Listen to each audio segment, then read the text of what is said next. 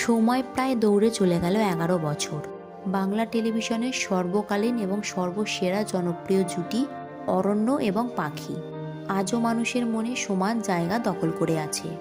অরণ্য এবং পাখির জুটিকে দর্শক এতটা ভালোবাসে যে আজ এতগুলো বছর পরেও তারা আবার তাদের ফিরে পেতে চায় টেলিভিশনের পর্দায়। তারা অপেক্ষা করে আছে কবে বোঝে না সে বোঝে নার পার্ট 2 আসবে। যদিও এই ধারাবাহিকের দুই প্রধান তারকা অর্থাৎ ইয়াশ এবং মধুমিতা দুজনেই ছোট পর্দা থেকে পাড়ি দিয়েছেন বড় পর্দায় এবং একের পর এক হিট সিনেমা দিয়ে দর্শকদের মন জয় করছেন।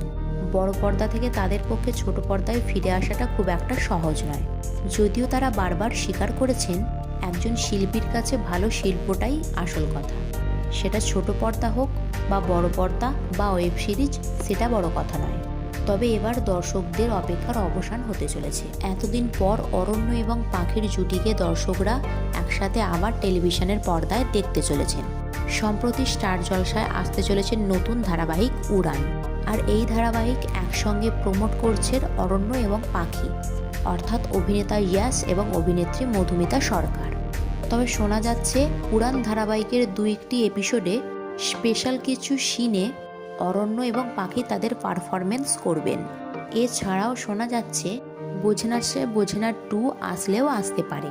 তার কারণ হলো অরণ্য পাখির জুটি সামান্য প্রোমো শ্যুট করতে এসেও দর্শকদের যেভাবে খুশি করেছেন এবং এই প্রোমোটি দর্শকদের কাছে এতটা জনপ্রিয় হয়ে উঠেছে যে স্টার জলসার কর্তৃপক্ষ চাইছে অরণ্য এবং পাখির জুটিকে আবারও টেলিভিশনের পর্দায় ফিরিয়ে আনতে।